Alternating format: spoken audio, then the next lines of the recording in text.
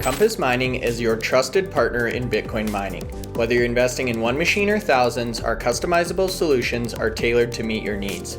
We are your experts in Bitcoin mining, offering a platform where individuals and businesses can purchase hardware, host machines, and access a range of ancillary Bitcoin mining services. We also specialize in large-scale site development and data center operations.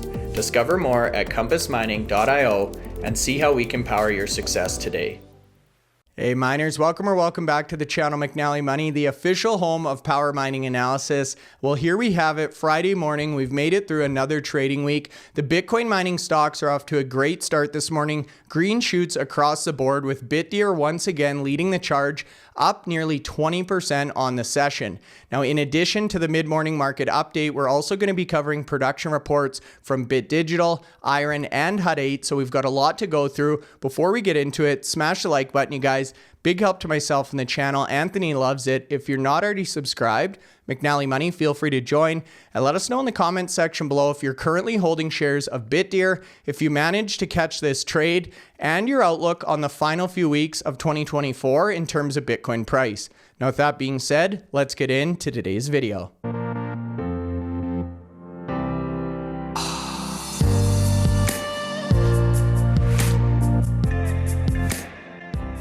Okay, guys, so that's right. Back again Friday morning, made it through the week, and luckily for us, the Bitcoin miners have showed up in a big fashion. Friday morning, Anthony, green shoots across the board. Bitdeer, we've been talking about this one all week, up in excess. Last I looked, 20%, Anthony, but many of these miners are in the green in a big way today. Yeah, no, it's like a day late. We were expecting this run yesterday. So, although the Bitcoin price is starting to do a little bit of recovery, it dropped yesterday. I saw it in the chart, it dropped down to 92,000 yesterday. So as high as 103 in the morning, and then dropped down to 92,000. But we're seeing it recovering at the moment. Like you said, it's heading towards 99. The mining stocks, Bitdeer especially. Good call on those, and we've covered them extensively over the last few months to highlight why they weren't being overly looked at by the analysts in the market. They do so. There's so much more than self-mine. People are complaining that why is their share price higher than IREN's and these other stocks out there, because people are just focused on self-mining. These companies are more than self-miners. The data center managers, their energy. Able to procure energy in the cheapest places. They're able to, in terms of Bitdeer, they're able to produce their own mining machines. I mean, that's how good's that? The only company at the moment to produce their own machines. And as we articulated yesterday, already got 7 exahash in terms of machine orders for early 2025 for the Seal Miner 2. But amazing day today. Wolf's up again, 14%. So again, we've talked about Wolf. We talked about some of these other companies that are edging towards HPC, and we're just waiting now for some sort of an announcement. They've highlighted 72 megawatts next year is going to be used for HPC. Just like to know when that deal's done. And for 72 megawatts, although it doesn't sound a lot, it's a hell of a lot of revenue. It certainly is. So looking at the mid-morning update here, the only red company we see is Argo Blockchain. They've had a real struggle since that dilution earlier in the week. We've got another visual here though, Anthony, a little bit unique compared to our regular mid-morning market update. This one is actually from our tracking file for the Miner Madness competition. So what this does is take all the share prices on the final day of Q3, which is September 30th, essentially looking at share price appreciation this quarter or since October 1st. Now, Anthony, I've got a bone to pick here. A lot of comments and a lot of feedback on our videos saying miners are underperforming, miners are garbage, miners are crap. Why do I invest here? I'm selling out of the miners. They don't correlate with Bitcoin. If you look at the numbers, you guys, the numbers don't lie. Look across this board. Bitdeer is up 160% this quarter. We have multiple companies up over 100%. Even Digital, which has struggled, we're now starting to see Ethereum break out, up 35% in this quarter to date. So you guys, if you're looking at the prices day to day, Anthony, I know you remind us this a lot. Don't worry about the day-to-day noise. Zoom out, look back. Bitcoin is moving in the right direction. Fundamentally, these companies are getting stronger by the day, and share price, regardless of what people say in the comments, is moving in the right direction, more so than any sector I'm aware of in the markets right now. So, Anthony, what are your thoughts here? Do you share my frustration? I certainly do. And you've shown that table on the screen there with Bitdeer at 160% since the 1st of October, the increase there. I can tell you now over the same period, uh, Bitcoin is up 53.8%, Ethereum's up 53%. So if you look at that table there are many miners that have outperformed Bitcoin in this last 2 months. And if we go to the start of the year, where Bitcoin is up 140% from the start of the year. There are a number of miners that have exceeded that expectation in terms of, Core Scientific is up 438%, TeraWulf up 285%. Hut's on a par with Bitcoin. So Hut's up 149% this year, same as Bitcoin, 144%. Then you've got IREN up 128%, Bitdeer up 132%. So Bitdeer, has had a bit of a bumpy ride the first, 8, 9 months of the year, but this last 2 months, since they've, really started to announce the production of these new miners, has just sort of literally exploded. And when they mentioned yesterday that they had a significant number of customers, 7 exahash of orders already in place that will be distributed next year. That's going to be fantastic for the company. Yeah, it certainly will. So I feel like we've fairly accurately debunked that myth, Anthony. Not only have we proven that the miners have taken off this year, this quarter, we've also shown they're outperforming the price of Bitcoin and virtually any other sector. Now, we've talked on the channel about the importance of diversifying your portfolio. We've talked about the volatility of these miners. So I know the next rebuttal we're going to get is, hey, there's some laggers in the group. Bitfarms, for example, Riot. My message to people holding those stocks is don't put all your eggs in one basket. Do your own due diligence. Diversify out into the miner group here, you guys, and you will quickly see that this is a high caliber, high performing sector, and there is a lot of money to be made in these stocks. So I wanted to put that one to bed, Anthony. I'm glad we got some numbers behind it. Speaking of numbers, we have 3 more high profile production reports out today. The first one from Bit Digital. Now, we have November production numbers, but the big story for me this morning is Ethereum price. You just mentioned it's breaking out. Sam Tabar and Bit Digital hold more Ethereum than any other publicly traded company. They're also able to stake that Ethereum, unlike the Ethereum ETFs. So why don't you walk us through this production report? Then we can talk about why we feel like this company hasn't really started to hit its full stride in terms of share price. Yeah. So another good update from Bit Digital for November. We've already mentioned previously their focus isn't on as much on the Bitcoin mining as it used to be. They're very much prioritizing the HPC because they can see the potential return on investments at the moment. And Sam's, said about where the Bitcoin price would need to be to shift his attention back to Bitcoin mining. And even though the Bitcoin prices, went through 100,000 this week, it's still got to go a lot further for him to start getting its full attention. So in terms of the mining, they've actually managed to eke out a little bit more of hash rate this month. They've got about 2.8 exahash of miner machines, but they were operational hash rate for the month was just over 2.51 exahash. And in terms of Bitcoin mine, just under 44.9 Bitcoin, which is a slight reduction from the previous month. They mined 52.2.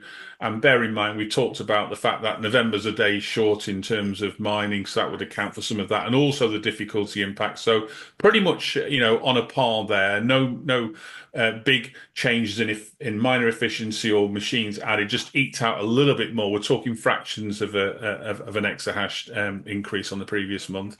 In terms of their HODL, though, this is where it gets interesting.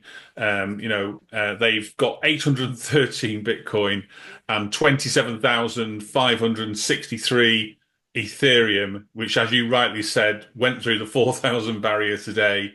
So that'll give him a lift on that treasury position there. Aligned to that as well, they've also got 151 million in cash in their treasury. So if you look at their HODL and their treasury position today, and we can see that there they've got effectively coming up to $340 million of Bitcoin, Ethereum, and cash in their treasury position. Now, the company's market capitalization is 705 million. So, you go in there and buy a company at 705 million, you've got half of that in cash or cash equivalents sat in the treasury. So that makes that company look really, really good as a take. I mean, there's no way you get it for 705 million, but that's what the value of the market is at the moment. They're valued at 705 million, yet the company's got 340 to 350 million, depending on what time of day you're looking at the price of crypto. Let me ask you, while we're on the market cap topic, they've got so much Ethereum, they've got the flywheel, they've got the HPC, the AI, they've got the Bitcoin mining, the hosting. What is keeping Bit Digital from hitting that full stride and getting the recognition in terms of market cap that some of their peers are getting? So there's maybe a couple of factors. One is they're not domiciled in the US. They do all their operations in the United States, but they're a non-US company. I mean, remember, Bit Digital came from China, so maybe there's some hangover from that there. If you're an American investor, and believe you me, when you've got the hundreds of millions of American investors compared to maybe how many in Canada or in the UK or in other European countries, that carries a lot of weight. Literally, 90% of all Bitcoin miners are probably domestically situated in the US. US is fastly becoming, Bitcoin mining center of the world in terms of hash rate, probably getting towards 40% of total hash rate, if you look at that there. So we've spoken to Sam, we've spoken to a number of the CEOs with companies that aren't domiciled in the US. They're all talking about moving there now. A year ago, wasn't even on the agenda for these companies because we'd mentioned it before. And all you have to do is look at the companies that have domiciled there or are domiciled in the US that have done really well. Marathon and Riot are two good examples of this. Back in 2020, 2021, when they were the first two companies to go on the Nasdaq, they were small companies compared to the likes of Hive Digital and HODL. But because of that announcement moving on to that exchange, it just opened the door for immense amounts of capital being raised, and both of those companies actually got to literally $8 billion in 2021. We look at Marathon today, and the Marathon market capitalization is $7.6 billion. It was $8 billion in 2021. So it still hasn't, it has reached that in recent weeks. It did get to actually 9 billion, but it's pulled back a little bit. But what I'm saying is, during that period of growing on the Nasdaq, getting that capital in there, able to grow hash rate far quicker than they were growing hash rate in 2021, like some of the miners are growing now in terms of IREN and CleanSpark. They were doing that back then. So being on the US markets is a real positive thing. So I think if Sam progresses that, that will definitely open up more opportunities for people and institutions and pension funds to start buying Bit Digital because it will be part of other exchanges as well. We've seen look at the likes of Hut 8. We spoke about Hut 8 earlier. Exactly. Hut 8 were a Canadian miner up until a year ago before the merge. They merged with USBT, and one of the key reasons for that merger was they could be domiciled in the US. Take the USBTC office there in Miami and domicile there.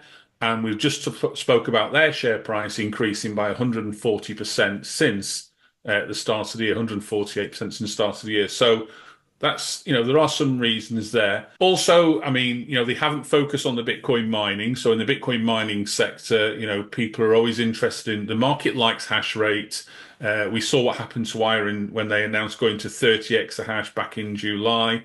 And that share price took off to another direction, went up to $15.50. Yes, it's pulled back, but I think today, IREN's at an all-year high today. Again, hash rates, they focus on the HPC, and believe you me, they're bringing in revenue. So on their update there this month, they brought in 4.3 million revenues, which was expected. So that they're literally the only miner to announce I think IREN also announced their HPC revenues, but announced their HPC revenues on their Bitcoin mining monthly update because it's so important. It's the biggest part of their revenue stream. So, we both like Bit Digital. We're fans of Sam Tabari. Comes on the podcast quite regularly, and he's a straight shooter. He'll turn around and explain why he's doing something. He's total transparency there, and that's what you want from a CEO. He's quite happy to say, "This is where we need to go because this is the best return for our investors,"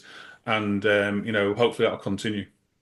Yeah, most definitely. For me, I think it's just really explaining the story. There's so many components of Bit Digital, so many moving parts, so many different locations, revenue opportunities, upcoming opportunities. I think they just really need to do a good job of explaining where the company is moving and the different facets within the organization. Obviously, we're trying to help explain that story, and we feel like they do have the right pieces of the pie there. But definitely for Sam Tabar and the rest of the Bit Digital investors, including ourselves, a little bit longer in terms of patience than maybe we would have liked to wait. Now, moving on, you said IREN as another example of someone highlighting their HPC revenue on their monthly production reports. That's pretty much a perfect segue into the next topic here, Anthony, which is IREN November results. Yeah, so IREN, we heard the great announcement earlier in the month. They got to 28 exahash, only 3 to go now to get their end of year target. Bear in mind, if you think back to January, they're at 6.2 exahash. So even if they didn't get to the 20, didn't get to 31, which they said they will, because they've got the machines on site already. So it'll be a case of when those final 2 buildings are completed, which is like in the next couple of weeks, they'll get those machines in there and they'll make an announcement they've got to 31. But that's an immense growth within 1 year. No other miner's grown that quickly in 1 year. I mean, CleanSpark's done well this year, but not in terms of percentage wise, doesn't even come into the same bracket as IREN. And if you look at the November, yes, they got to 28, but they clearly couldn't access the 28 all that throughout the month there. In fact, actually, their average operational hash rate was slightly less than the previous month, and they had to sort of curtail a bit of energy while they were doing some electrical checks with regards to some of the buildings. So they still managed to get close to 20 exahash of operating hash rate. They mined 379 Bitcoin. They do sell the Bitcoin at the moment. We're hoping that maybe that strategy will change as the Bitcoin price has been doing really well at the moment, and we're not 100% certain it's going to follow previous cycles. So having some Bitcoin on the balance sheet is probably a positive thing at the moment. Operational power increased from 360 megawatts to 460 megawatts, and that's obviously takes account of that extra hash rate that came online towards the end of the month and into December itself. So another 100 megawatts of power available there, and that will complete everything they need to get to that 31 exahash. Fleet efficiency, I mean, no miner has got the same or anywhere near the fleet efficiency of IREN. CleanSpark in second place, they're at 19.05 joules a terahash. IREN are at 15. Really, really positive on that there. And what that means is it means that, if you've got a low efficiency, it means that you're able to use less electricity. So having that low efficiency and also having a very cheap rate of electricity, and they're using the market rate. So remember back to July when they took out a PPA agreement, and that quickly was realised that was the wrong move, and they paid a fee to excuse themselves from that PPA agreement, went onto the market rate, and since they've been on the market rate, they've been able to get rates less than 3 cents a kilowatt hour. So fantastic position for them to be in. Looking at revenues and costs for the month of November, because IREN, articulate both on their updates. They got an average price of $88,000 per Bitcoin. So total revenue 33.6 million. And in terms of electricity cost, I think just over $8 million, $8.2 million, or per coin, if you look at per coin, 22,575. So remember we saw their slide there, the electricity costs, and they've added about $10,000 for overheads. That's 32,000 in total electrical and overhead costs. and they're earning, today's price, they're, just shy of $100,000. So, extremely nice margin for every Bitcoin they're mining going into 2025. So yeah, really, really good update. We're hoping that the uptime for December gets closer to that 28 mark, because that 28 exahash was in place as at the beginning of the month. So we want to make sure that's operating as close to, or if not, as as they have done in previous months. They usually get on top of the hash rate once it's installed. Let's hope it gets higher and get that Bitcoin mined, above the 400 to 500 mark where it should be. Yeah, most definitely. Now, two notes while you were chatting there, Anthony. The fleet efficiency, just to put this in context, you guys, if any other company wanted to match this efficiency, they would essentially have to upgrade their entire fleet with the brand new S21 Plus to even come in that same realm. Correct, Anthony? This is essentially the lowest or best efficiency you can get on the market right now. Yeah, the S21 Pro is 15 joules a terahash, and IREN are achieving that for their whole fleet. So, Yeah. and they've highlighted they have literally refreshed the whole fleet. They sold a significant amount of S19 miners in the last quarter. It was highlighted in their reports.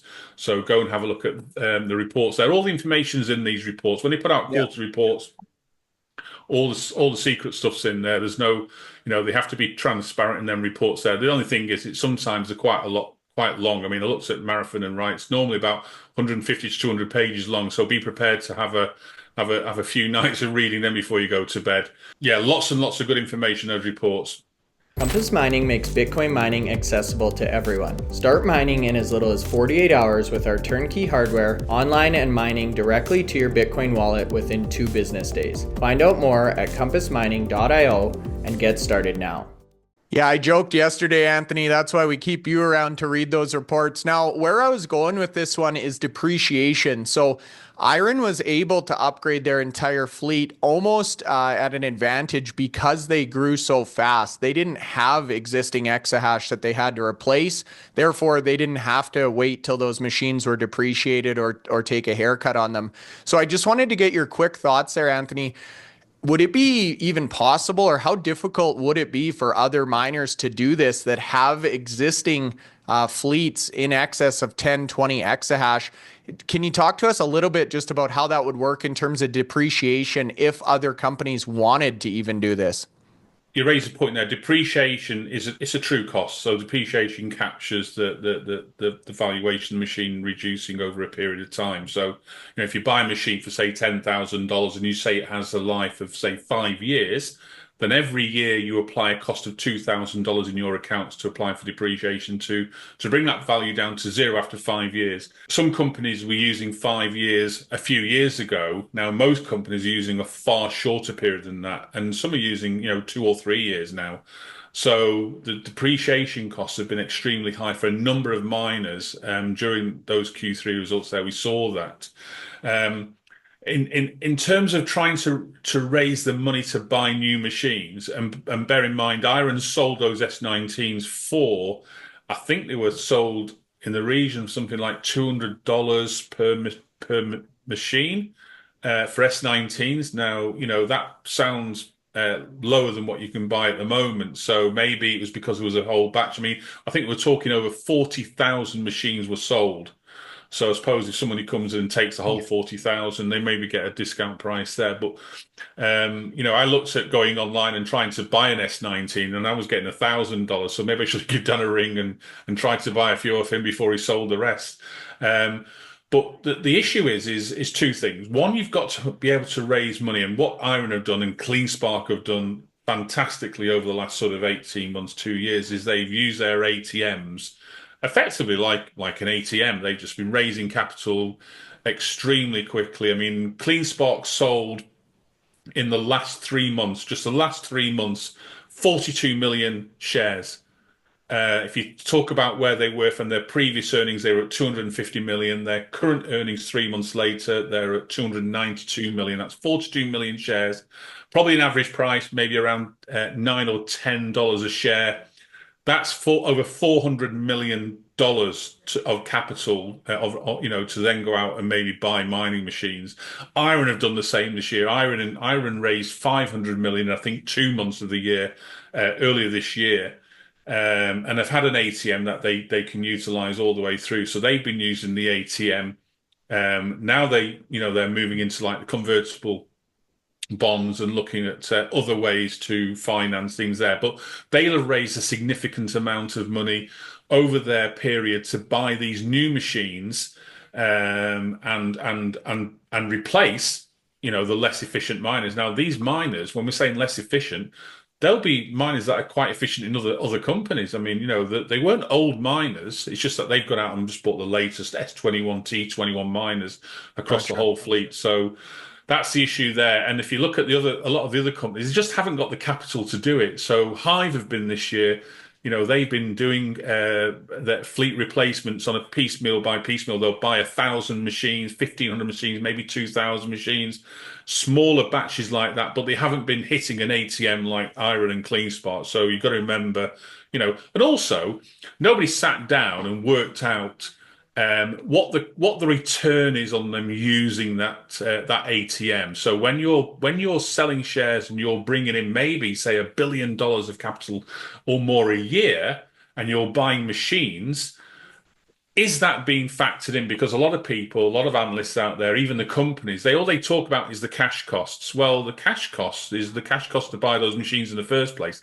I don't see a line in the cash costs that reflects that, and depreciation should be that line that reflects it. We don't normally include it because it's a non-cash cost in terms of in the accounts. But believe you me, somebody's gone out and bought those machines in the first place and used cash to go and buy them.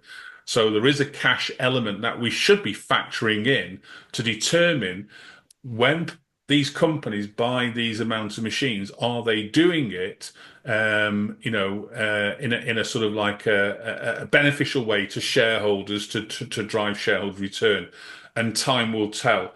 Time tell today because IREN share price is as high as it's been over the last 12 months or even longer, and their market capitalization is edging towards $3.5 billion. Now, remember, 3 months ago, there was only a couple of companies over $3 billion. Now we've got a whole raft of companies above $3 billion, some above $4 billion, and Marathon, we've already articulated $7.5 billion. So things have been moving well for some of these mining companies in the last few months, as we've just shown earlier in the podcast. Great. I love listening to all this dialogue. I have a lot of questions for you today, Anthony. I'm going to let you talk a lot. My next one is about the ATM actually, but about your comments around the HODL, saying we hope to see IREN HODL. Now, this is interesting. I personally believe in the HODL, but my concern here, Anthony, is deciding to hold Bitcoin, in my mind, is the easy part. The hard part is deciding when to start selling that Bitcoin. And we've actually heard that from Dan Roberts and some of the other CEOs that have not adopted a HODL. They said, that's great, but when are you going to ever sell that Bitcoin? A lot of these miners actually ended up missing the peak last run and selling in the trough. My question for you, Anthony, is for the big hodlers like CleanSpark, Riot, really the two options at this point are never sell your Bitcoin like MicroStrategy, and therefore you're going to have to raise cash some other way, either through selling a portion of your Bitcoin each month or through the ATMs, or you start to sell your Bitcoin at some point. But to me, Anthony, that's going to be a major red flag on the stock. If CleanSpark sells Bitcoin tomorrow, I'm going to think in my head, okay, they must think Bitcoin is close to the top. I'm not going to want to buy any more Bitcoin, and I'm going to want to start selling my CleanSpark shares because obviously they feel like they're getting to the top of this cycle. So it's almost a catch-22 for these hodlers. Either you continue to ATM and finance your business that way and keep your Bitcoin, or you switch strategies and sell it and risk the whole model kind of falling apart in front of your eyes. So that's a mouthful. It's a lot of information. What do you make of that situation? I think if we were following a normal cycle, I'd be showing, the same concerns that some of the miners are showing in, when will these miners start to sell? Is it good to sell on a daily basis? But we've spent most of this year talking about the ETFs, talking about the adoption of Bitcoin. We think we're in a different cycle now than we have before. Not to say there'll be no pullbacks, but we don't think the pullbacks will be anywhere like what we've seen previously. I mean, we've seen Bitcoin go through 100,000 this week. We saw it pull back to 92,000 in the same, literally within 24 hours. Now we're seeing it back head up towards 100,000 again. So every time it's sort of pulled back these last few months, it's sort of like temporary. It's onwards and upwards. Now, yes, we are going through a bull cycle, but got to remember, BlackRock hold, probably 2 or 3% of the whole Bitcoin that's ever going to be mined out there. MicroStrategy are over 400,000 as well. So, MicroStrategy have been clear, they're not selling any Bitcoin. And so you've got a different position now. MicroStrategy didn't have Bitcoin 4 years ago. They've come into this space in the last 4 years and they've delivered this. So I think we're potentially in a different cycle. I'm not saying of course there's volatility, but I think the volatility as we get more and more adoption will reduce. And we won't see these sort of like massive daily potential increases that we've seen, this year and in previous years. I think that, there's going to be a slowing down of that. 6 months ago, I was probably on the side of like, it's a good thing to sell Bitcoin to pay for stuff. But the Bitcoin price at the moment makes you want to feel that, some of these miners should be keeping some Bitcoin. And using the available financial instruments, financial levers to raise capital to do things. Yeah. It's even if we to follow the previous cycles, we're going into a bull cycle. So at least maybe the next 9 to 12 months is going to be positive for Bitcoin overall, and then make a decision whether you want to stay in that track there. But there are certain ETFs now have just literally obliterated all records for ETFs. You mentioned this earlier in the week, Bryce. The highest ETF, in what just over 200 days, it's achieved the record that the previous record took 1,400 days. It's just ridiculous that and we're at such a small adoption. I mean, I spoke to a number of people today. They sort of don't really understand what Bitcoin is, so it's still not getting that sort of like notice that me and you we've been here like 4 or 5 years, so we know. But people outside of this bubble don't know, and they'll say, we're probably too late, or it's a scam.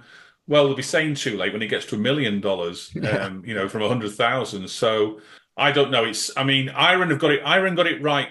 Up until this year, they sold Bitcoin on a daily basis. They took the highs and took the lows. CleanSpark did that in previous cycles. They sold at the highs. Bitfarms got it wrong and didn't sell till 2022 when it was starting to go down. Then they had the debt to pay. Argo were in the same position as them. Core Scientific massively. Core Scientific were the biggest hodlers of every miner. I've said yesterday, they've mined 10,000 more Bitcoin than Marathon have in the same period. They were a bigger miner. They were they were probably as big as a non-public miner, as big as all those public miners together in 2021. They were just a monster miner. And look what happens to them. 12 months in Chapter 11 because they just got it wrong. So, but I think more and more people are starting to say this cycle it feels different, and it does feel different. I can't remember bad news stories have been this year. We had like previous years, we had FTX and we've had other issues with cryptos, and the crypto was stolen from this exchange or this year it's been all good. Been all good. And even though we've had pullbacks this year, but it seems to have been very temporary. It's like 1 or 2 days and all of a sudden we're back into getting into all-time high. I mean, I don't know how many all-time highs we've actually had this year, but I reckon it's probably about 30 or 40. I think we set an all-time high for all-time highs, Anthony, this year. Yeah. Anyways, let's keep moving along here. See, this is what happens. I give Anthony questions and then I got to rein him in. It is a very hard question. I don't know the answer of HODL or no HODL, but let us know in the comment section below, you guys, which one you think. Probably if I was a CEO, I think I would be doing some sort of a mixture. One thing you can say about IREN or Wolf is right now they're guaranteed to be selling their Bitcoin for $100,000 US, and none of these other miners that are hodling know for sure what they're going to get for that Bitcoin. So with that being said, Anthony, I'll let you wrap up your point there. Then we'll move over to HUD 8 and finish up for the day. Yeah, just one point on, and we've talked about the market capitalizations and the fact that, you mentioned Riot there and Hut and, and CleanSpark. So if you look at Riot's market capitalization today, we're looking at 4.4 billion. We've just mentioned that IREN are also at 3.4 billion. Well, Riot, have got effectively the HODL there. So they're not getting any much more of a premium for their HODL than IREN. IREN haven't got any HODL at all. And they're at very, very similar hash rates at the moment. Riot are just over 30, IREN at 28. Both have got large facilities that they can grow. So they've both got, I think, predictions to go, close to 50 exahash in 2025. The market at the moment isn't giving Riot or CleanSpark any significant allowance for the fact they've got a significant HODL. And Marathon, if you look at them as a company as well, 7.5 billion. That sounds a lot, but they've got the best part of 3 billion in more than 3 billion sat on in the treasury. So again, that brings them back down to the other ones there. So it's just a good point to mention. HODL's a great thing, but they're not getting the premium that MicroStrategy are getting for their Bitcoin at the moment, or it looks like, because their market capitalization is more than twice the value of the HODL held on the balance sheet. Yeah, I was going to say, if we start getting the MicroStrategy premiums, you might as well double or triple all these share prices and we'll be happy campers.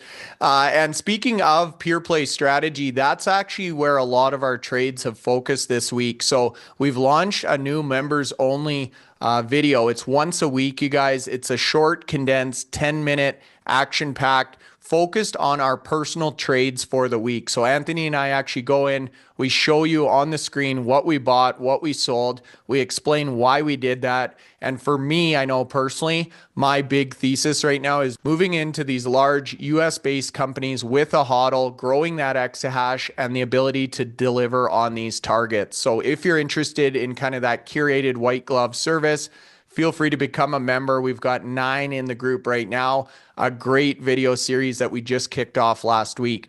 With that being said, Anthony, last but not least, Hut 8, they've bucked the trend this month. They were actually able to increase production over the month of October and increase operational hash rate slightly. So a good month for Hut, shown directly in the share price.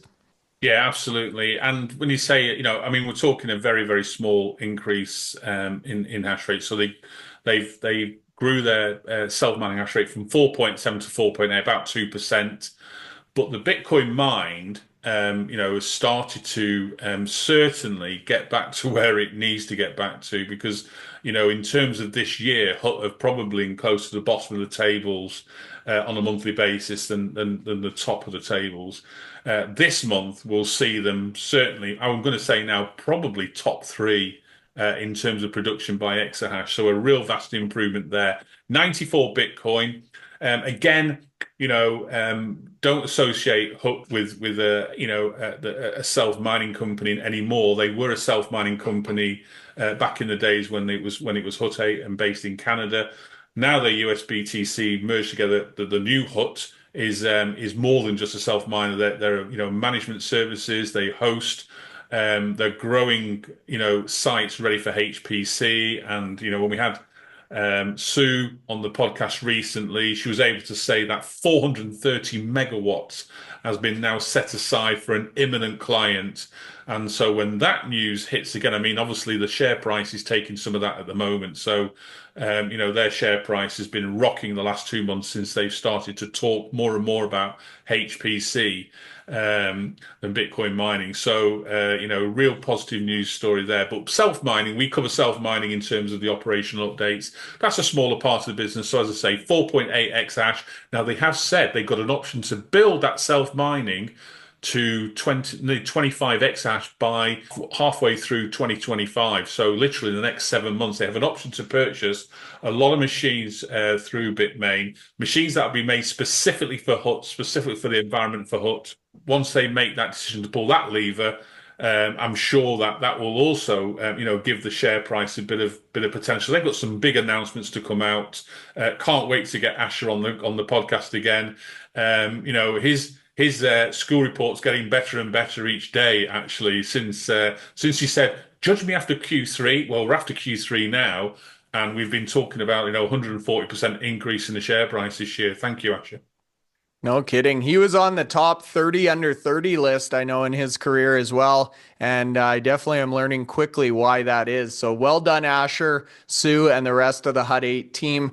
You guys, that wraps up a very interesting podcast here. Talked about some great concepts we're starting to see emerge in the Bitcoin mining space, not to mention the strength we're seeing in the mining sector today. So, yes, as you say, Anthony, maybe a day late, but it's great to see the miners recovering in such a tremendous fashion and furthering that Q4 share price growth we talked about in the intro. So, Anthony, I'll let you wrap up if you have any last words. You guys hit the like button. Feel free to subscribe. Let us know in the comment section below if you believe in the HODL or not going into this bull cycle.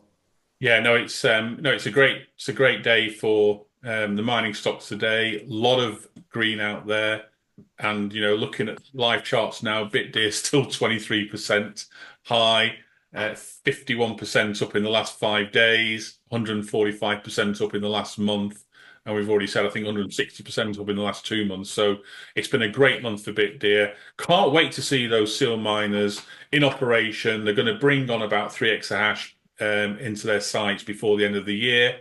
A lot of machines going out to customers. Great to see what the reviews are from them. And bear in mind, some of these customers would have been able to test machines before they probably ordered the machines as well. So this will be interesting to see them roll out in 2025. But everything's positive at the moment. Great day for Bitcoin mining going into the weekend.